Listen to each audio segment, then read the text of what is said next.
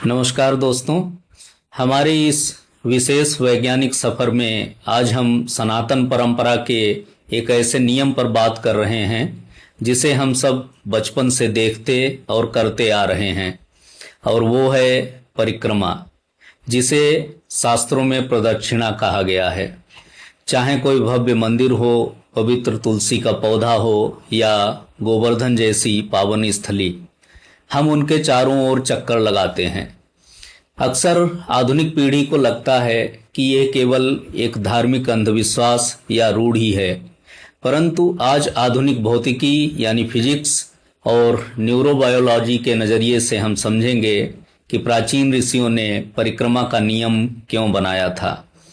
विज्ञान अब मान रहा है कि प्राचीन मंदिर केवल पूजा स्थल नहीं बल्कि एक उच्च ऊर्जा केंद्र थे, और परिक्रमा करना हमारे शरीर की कोशिकाओं को रिचार्ज करने की एक अद्भुत तकनीक है।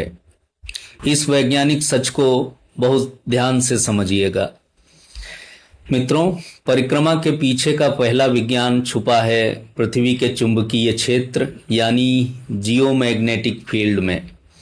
हमारे प्राचीन मंदिरों के गर्भगृह का निर्माण पृथ्वी की मैग्नेटिक लाइंस के मुख्य केंद्र पर किया जाता था। तांबे के कलश, भारी घंटियां और मूर्ति के नीचे दबे विशेष धातु के यंत्र मिलकर वहां एक अत्यंत शक्तिशाली इलेक्ट्रोमैग्नेटिक फील्ड तैयार करते हैं। अब फिजिक्स का एक बुनियादी नियम समझिए।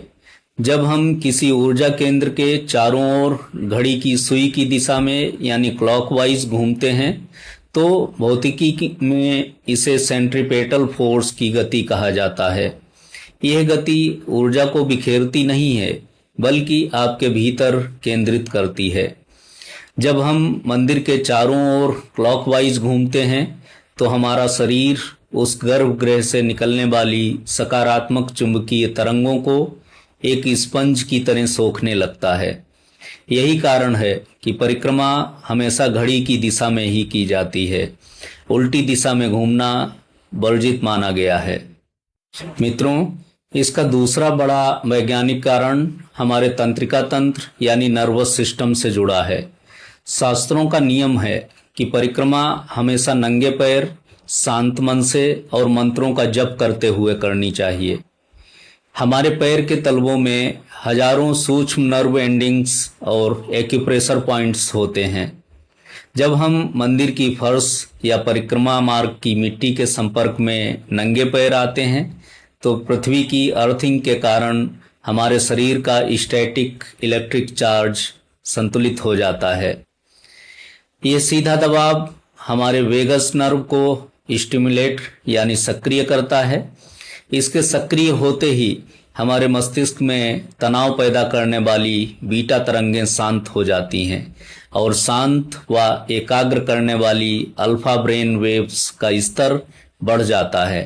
यही कारण है कि परिक्रमा पूरी करते करते इंसान का डिप्रेशन, एंजाइटी और मानसिक तनाव पूरी तरह गायब हो जाता है और मन गहरे संतोष से भर जाता है। अब बात करते हैं इसके मनोवैज्ञानिक महत्व की।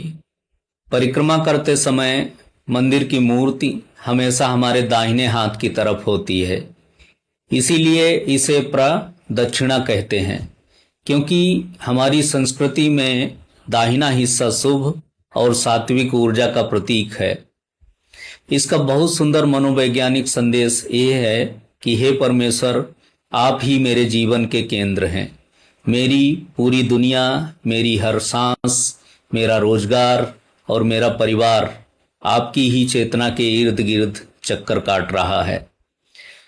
जब मनुष्य इस भाव से परिक्रमा करता है तो उसका अहंकार पूरी तरह पिघल जाता है, और चिकित्सा विज्ञान कहता है कि जिसका अहंकार और क्रोध शांत हो गया उसका ब्लड प्रेशर और हार्ट रेट अपने आप सामान्य हो जाता है। इसके साथ ही इस अद्भुत ब्रह्मांडीय व्यवस्था के लिए मन में गहरी कृतज्ञता का जन्म होता है। मेरे प्यारे दोस्तों, हमारी सनातन परंपरा का कोई भी नियम अंधविश्वास नहीं है, बल्कि उसके पीछे गहरा विज्ञान और मानव कल्याण की भावना छुपी है। अगली बार जब भी आप मंदिर जाएं तो केवल सिर झुकाकर वापस ना आए, बल्कि पूरी सजगता के साथ शांत मन से परिक्रमा करें और उस दिव्य बायो एनर्जी से खुद को रिचार्ज करें।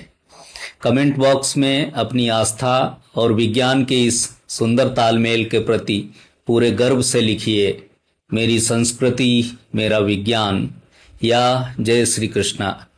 विज्ञान, स्वास्थ्य और चेतना से जुड़े ऐसे ही प्रामाणिक और प्रासंगिक विषयों को लगातार देखने के लिए हमारे इस पेज को अभी फॉलो करें और इस विशेष वीडियो को व्हाट्सएप और फेसबुक पर अपने बच्चों और मित्रों के साथ जरूर शेयर करें, ताकि आज की युवा पीढ़ी भी परिक्रमा के इस महाविज्ञान को समझ सके। सजग रहिए, सकारात्मक ऊर्जा से भरे रहिए, स्वस्थ रहिए। धन्यवाद।